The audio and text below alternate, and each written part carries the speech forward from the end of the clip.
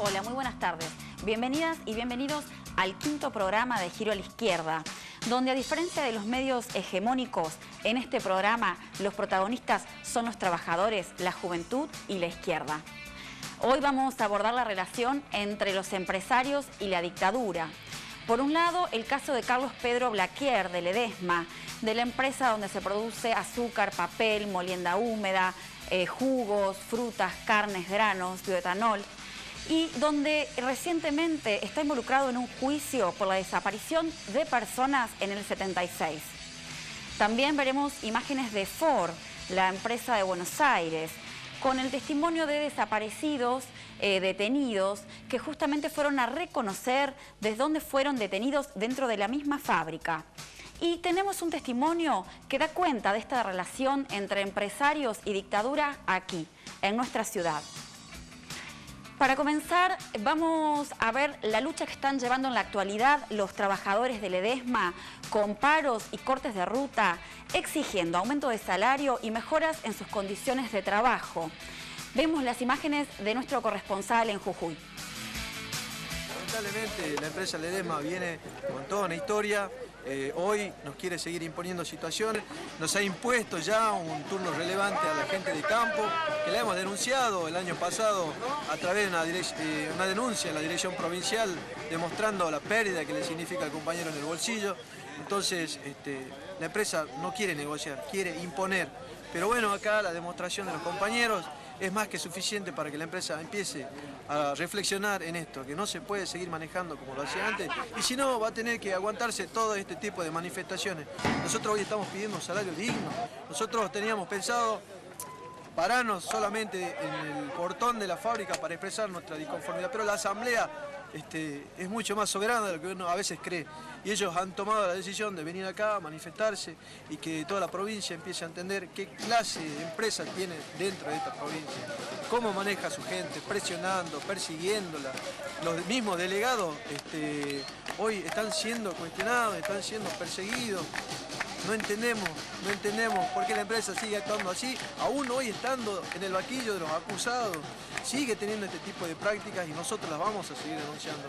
Este paro se realiza luego de numerosas asambleas y en un contexto diferente porque está siendo citado a declarar, a declaración indagatoria a Carlos Pedro Blaquier a partir de los crímenes cometidos contra los trabajadores en la última dictadura militar. ¿Qué nos podés decir al respecto? Nosotros creemos que los culpables, a quienes se les demuestre la culpabilidad, tienen que estar en una cárcel común. Cárcel común para todos los genocidas y todos los que han participado en este acto aberrante.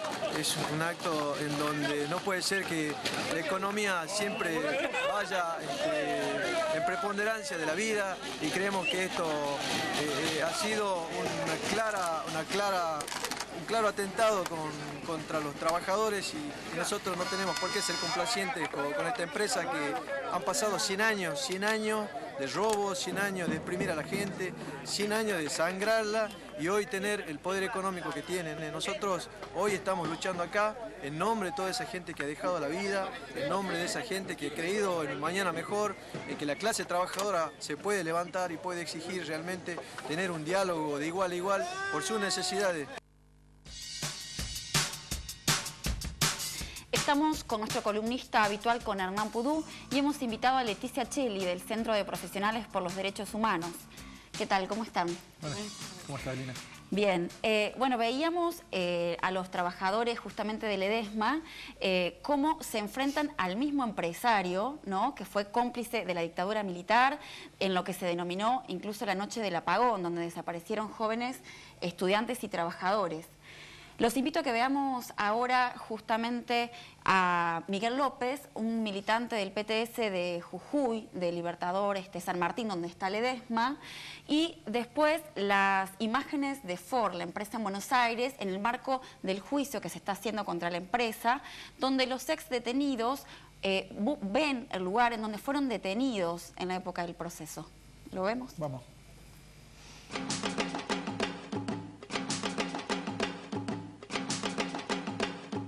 Carlos Pedro Blaquier, el responsable de la noche de los apagones, que significó la detención de 400 personas, compañeros y compañeras, obreros y estudiantes, y la desaparición de 36 activistas obreros y populares, vino a dar por cierre una lucha impresionante que dio la clase obrera en la década del 70 en la localidad y en la localidad aledaña, recuperando el gremio y luchando por mejoras salariales, de condiciones de trabajo y conquistando 5.000 viviendas para los trabajadores, coordinando con otras experiencias de sindicalismo clasista y combativo a escala nacional.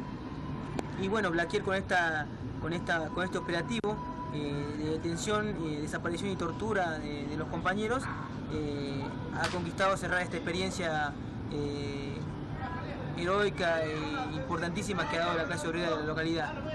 Pero se lo acusa solamente de privación ilegal de la libertad.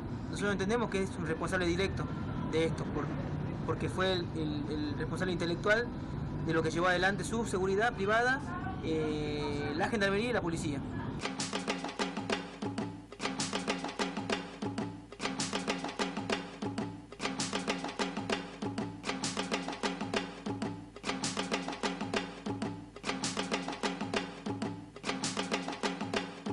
No se ha presentado a declarar Blaquier, acusando problemas cardíacos, ha viajado a Europa y a su vuelta demostró un estado senil. Para no declarar, para que no pese sobre él las acusaciones que hicieron decenas de compañeros que han atestiguado su responsabilidad en estos hechos. Actualmente la clase obrera vive un despertar despertar obrero, levantando reivindicaciones salariales, de condiciones de trabajo y a la vez también eligiendo representantes, recuperando el sindicato, eligiendo representantes sindicales y también eligiendo delegados, los cuales son cercenados y son perseguidos por la patronal. Cosa que ha hecho siempre Ledesma y que eso está demostrado porque se ha encontrado también en el allanamiento que hicieron a la empresa La Justicia, se ha encontrado legajos de compañeros desaparecidos y también se encontró una lista negra que contiene los nombres y las características personales de un montón de compañeros responsables de los sindicatos, de las organizaciones de derechos humanos, de las organizaciones de pueblos originarios y demás. A Blaquier entendemos que hay que acusar, hay que juzgarlo por su responsabilidad en los hechos de genocidio en la Argentina y entendemos que la huelga obrera de los compañeros azucareros debe triunfar.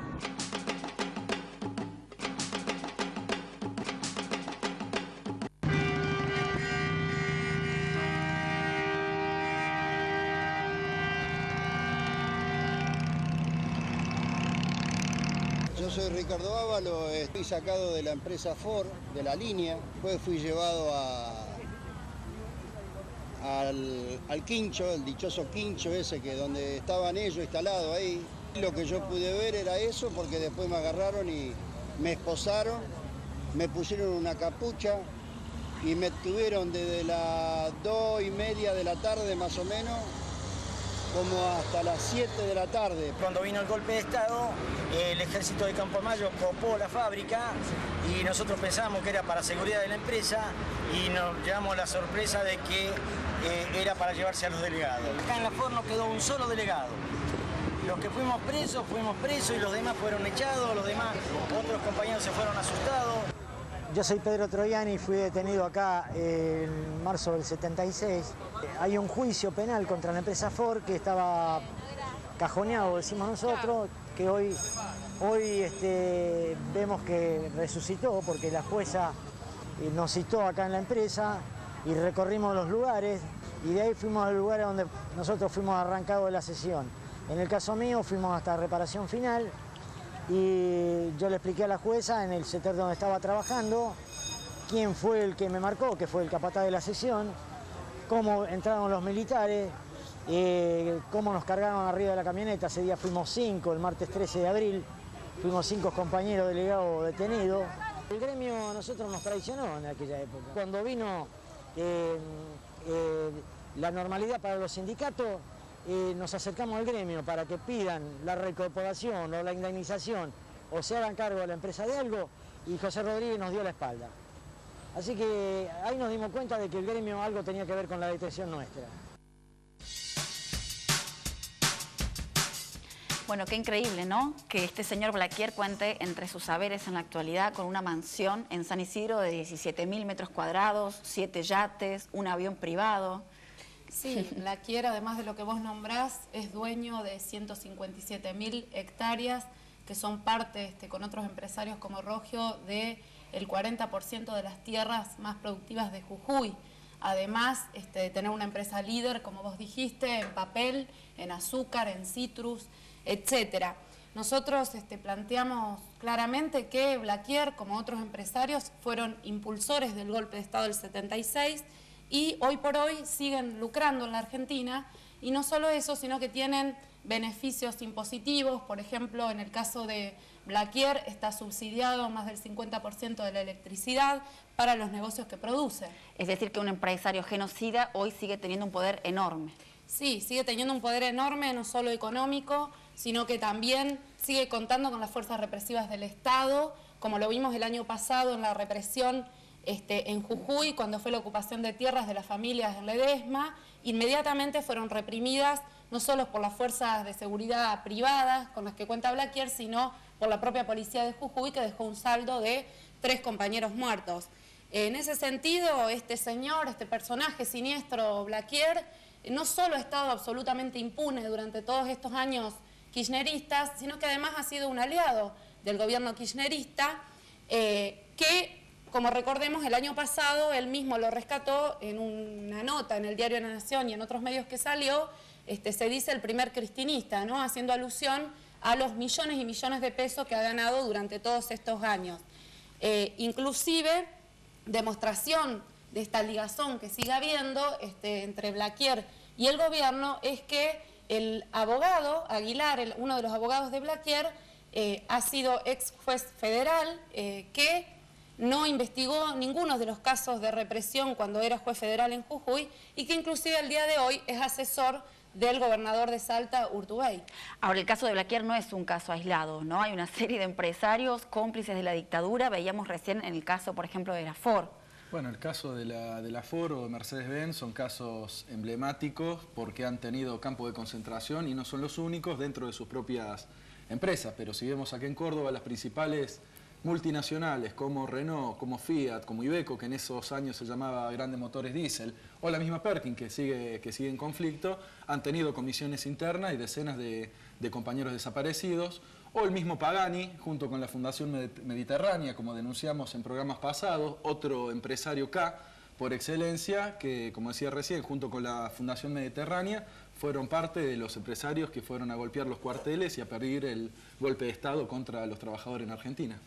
Sí, por eso nosotros desde el CEPROD, en los diferentes juicios en los que intervenimos contra los genocidas en el país, planteamos claramente de que los empresarios tienen que estar sentados en el banquillo de los acusados y que tienen que estar acusados por genocidio, justamente, ¿no? Tenemos que decir claramente que en el país hay excepcionalmente 2 o 3 empresarios en la cantidad de juicios que se han abierto del 2006 a esta parte. Y nosotros seguimos dando esta pelea que no nos parece solo del terreno legal o por una figura jurídica, si genocidio sí o si genocidio no, como lo pueden entender otros organismos de derechos humanos, sino que es entender que lo que enfrentaron los trabajadores en los 70, es decir, un empresariado que quería deshacerse, ensuciándose con sangre y matando y reprimiendo y torturando a miles de compañeros, son los mismos empresarios que hoy por hoy en muchos casos siguen dirigiendo la economía de este país. Es decir, son los mismos trabajadores que hoy, al salir a pelear, en muchos casos se enfrentan con esos mismos empresarios. Entonces nosotros creemos que la pelea en el terreno legal para que a todos los empresarios responsables se los condene por genocidio y estén todos presos está absolutamente ligada a la pelea que dan los trabajadores hoy, porque el enemigo es el mismo y es necesario debilitarlo, es necesario derrotarlo, ¿no?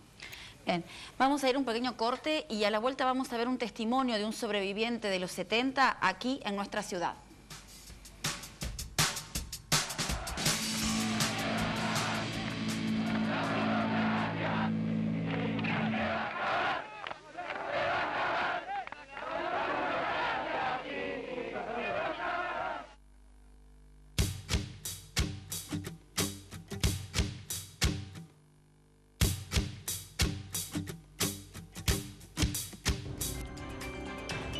Hablar con la boca llena es mala educación. Pero en palabras cruzadas, dejamos de lado la formalidad porque estamos en una reunión de amigos. Los viernes a las 10 de la noche, Fernando Genesir te invita a disfrutar de este cruce de palabras. La noticia la traen ellos, pero nada está dicho. Palabras cruzadas, solo por Canal C, la pantalla donde vivís.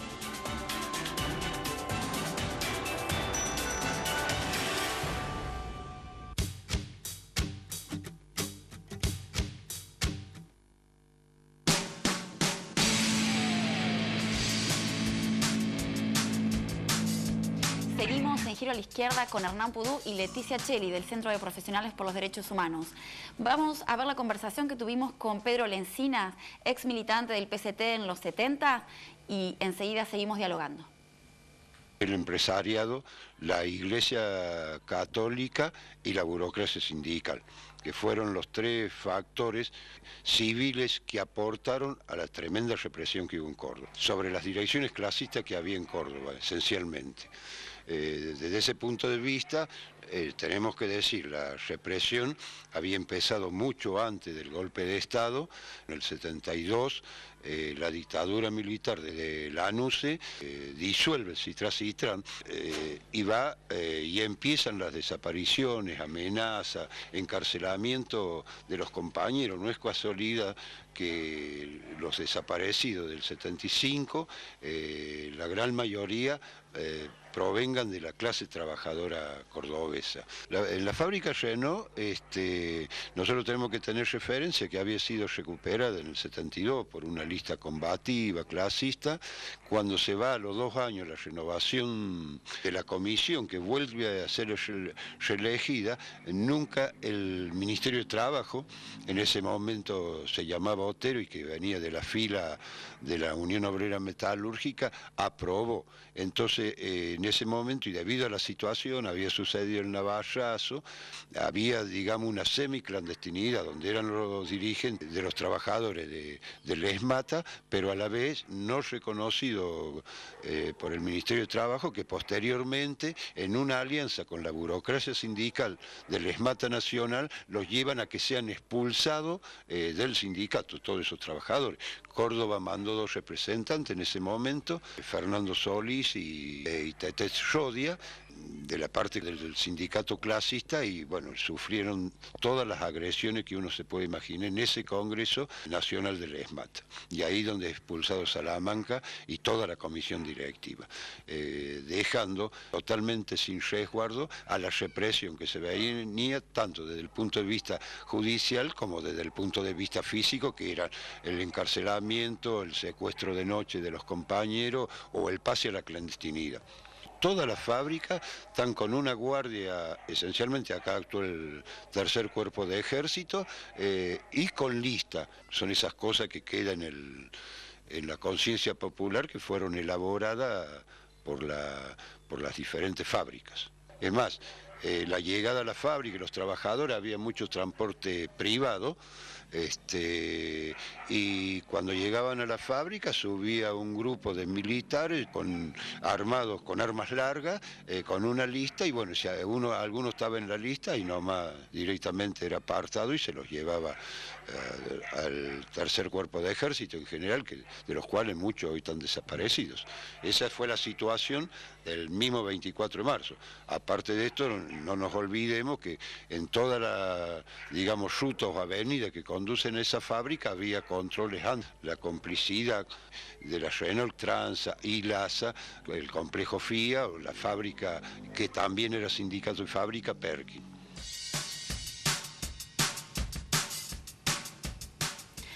Queda claro que los principales responsables de la dictadura fueron los empresarios, ¿no? El poder real. Fueron quienes golpearon las puertas de los cuarteles para frenar el avance de la clase obrera. Claro, bueno, y estas patronales son las que tienen que enfrentar hoy los trabajadores, como vimos en el video, que enfrentan los trabajadores Jujuy a los Blaquier. Digo esto porque no es que en Argentina los Blaquier, los Roca o los gerentes de las multinacionales se volvieron de repente buenitos o gente democrática.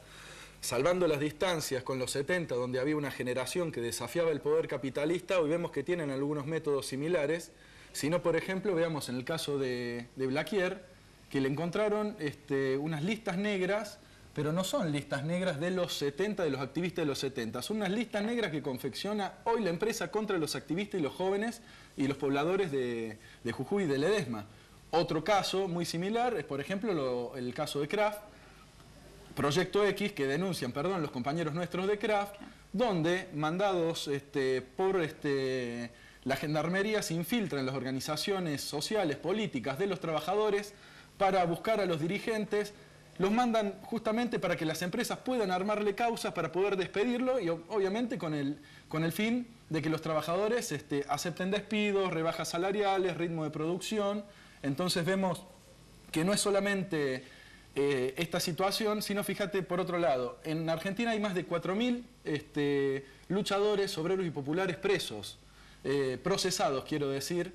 Otro ejemplo que se votó en Argentina, la ley antiterrorista, que votó el kirchnerismo, una ley pedida por el imperialismo y por estas patronales genocidas que necesitan empezar a legalizar estos métodos represivos ante las futuras luchas que se vienen. Entonces, de conjunto vemos que no solamente el poder empresarial cuenta con los gobiernos nacionales o provinciales para aprobar estas leyes, sino que también cuenta con el aval de la burocracia sindical peronista, que no está de más decir que fueron partícipes de las AAA y que también colaboraron con las empresas en armar los listados de activistas para que los chupe la dictadura. Fíjate lo que decía Pedro Lencín en el video sobre los métodos similares. Decía que a la dirección combativa del ESMATA de René Salamanca en los 70 la destituyen en un congreso nacional del ESMATA. Ahí destituyen a los delegados opositores. Bueno, muy similar a lo que hizo Dragún aquí en Córdoba, cuando nosotros peleamos por defender a los compañeros contratados. Armó un congreso trucho en San Luis y nos despidió sin ningún tipo de garantía democrática ni nada por el estilo. Claro, como decías vos, salvando las distancias, hay un nivel de continuidad en los métodos que utiliza tanto los empresarios como la burocracia al momento de atacar a los trabajadores. Claro, vemos estos métodos, pero no son los únicos que utilizan. Es decir, la patronal tiene dos armas. Uno, esto que estamos denunciando ahora, y tiene otro arma muy poderosa que es el dinero, que es la posibilidad de comprar a los mejores activistas y a los delegados que se asumen el rol de defender a sus compañeros. Entonces, esa tercera arma, el dinero, hay que enfrentarla también. Por eso es muy importante que los trabajadores conquisten la forma de organizarse en asambleas y que los dirigentes sindicales cumplan, rindan cuenta ante las asambleas los mismos delegados de lo que se hace y no se hace, y donde los trabajadores en asamblea tienen la posibilidad de revocar a esos delegados si no cumplen con el mandato que piden sus compañeros. Claro, como ha sido en el caso de Sanón, ¿no? Claro. Los trabajadores, al recuperar el sindicato ceramista en Neuquén, inmediatamente reformaron el estatuto y los cargos directivos y de delegados son revocables en asamblea y inmediatamente cuando termina su mandato tienen que volver a la línea. Claro. Bueno, como conclusión, estamos viendo que, lo había dicho Leticia antes, entonces, como decían los trabajadores clasistas del SICTRAC en Córdoba, dicen, los trabajadores nos enfrentamos a una triple alianza de patronales, de burocracia sindical y de gobiernos. Ante eso, es muy importante en esta situación no solamente pensar que los trabajadores tenemos una gran pelea por el salario, que es una discusión muy importante hoy. Hemos denunciado en los programas pasados los chantajes que están haciendo los distintos empresarios, tanto de las multinacionales automotrices como de las autopartistas que piden un preventivo de crisis. Es un chantaje donde dicen se vende menos, se vende más, suspendemos por acá, suspendemos por allá, pero en última instancia es para generar, bajar las expectativas de los trabajadores para que no peleen por un aumento salarial como el que correspondería hoy cuando tienen importantes ganancias. Volviendo a lo que decía anterior, nos enfrentamos a enemigos muy poderosos que tienen continuidad desde la dictadura. Por eso desde el PTS estamos llamando a todos los trabajadores, estamos organizando una conferencia nacional para el 8 de julio en el Estadio Cubierto de Ferro de todo el sindicalismo de base Vamos a vernos ahí con los compañeros de la alimentación de Kraft, de la lista Bordeaux, que enfrentó a Daer, de la lista Bordeaux de gráficos, de los mismos compañeros jaboneros que están peleando también contra ese sindicato. Van a estar ni hablar los compañeros de Sanón y las comisiones internas que también están surgiendo en Buenos Aires, los metros delegados del subte. Vamos a viajar con delegados y activistas opositoras del ESMATA Córdoba, de la UOM Córdoba, delegados y activistas opositores de Luz y Fuerza, docentes, compañeros de salud. Y ahí vamos a discutir no solamente cómo recuperar los sindicatos, para que haya sindicatos en Argentina sin burócratas sindicales, sino que vamos a discutir también la necesidad de un partido político de los trabajadores donde no haya ni burócratas sindicales ni empresarios o políticos patronales. Ahí estaremos seguramente, y seguramente van a participar cientos de trabajadores simpatizantes del Frente de Izquierda y los Trabajadores. Así es, aprovechamos esto para invitar a todos los trabajadores y los jóvenes simpatizantes del Frente de Izquierda que quieran concurrir a esta gran conferencia nacional que vamos a realizar en Ferro, a que nos acompañen. Bueno, muchísimas gracias. Gracias. Vamos a ver ahora una propaganda muy especial sobre el PPP. Vuelve la desesperanza. Vuelve el plan Primera Precarización. Yo me enteré del plan Primer Paso leyendo el diario. A mí me contó una vecina. Yo me enteré del plan Primera Precarización viendo...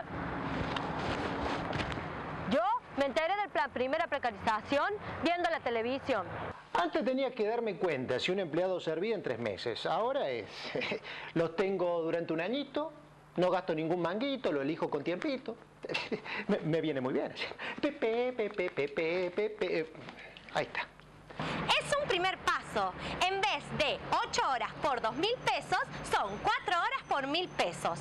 4 por 1.000, 4.000. Quiere decir que con 4 PPP tengo 4.000 pesos. Menos 6.000 de la canasta familiar son...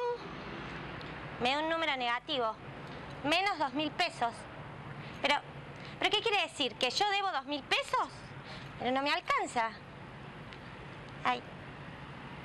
Gracias al plan Primera Precarización, trabajo 4 horas. Pero como con 1.000 pesos no me alcanza, en 4 horas cocino pan casero. En otras 4 horas las vendo y en otras 4 horas limpio el chiquero que me quedó y compro los materiales para el día siguiente. Así que me quedan 8 horas para descansar. Pero no, mejor voy a descansar 4 horas, porque en esas 4 horas que me quedan tengo que llevar a los chicos al colegio, hacer la cola para el boleto educativo, cargar la tarjeta de los cospeles, tengo que lavar la ropa, coserla, plancharla. Antes no conseguía trabajo por ningún lado. Ahora, con el plan Primera Precarización, estoy mejor. Estoy precarizada. Maravilloso, fantástico, lo que todos los empresarios estábamos esperando. Esto realmente es un subsidio, como la gente. Prosperidad, poca inversión. Maravilloso.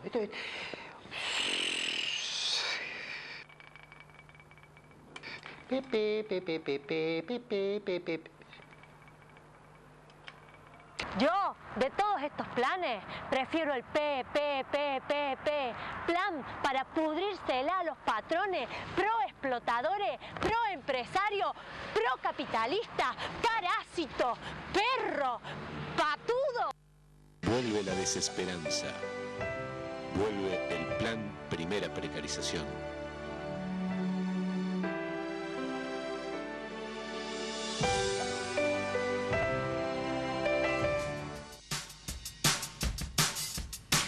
Bueno, le agradecemos inmensamente a los artistas que nos dan la posibilidad de reírnos un poco de una realidad que en lo cotidiano no nos causa tanta gracia. Porque obviamente que a nadie le gusta empezar a trabajar de esa manera, con ese nivel de precarización, porque seamos realistas, 1.000 pesos no le alcanza a nadie.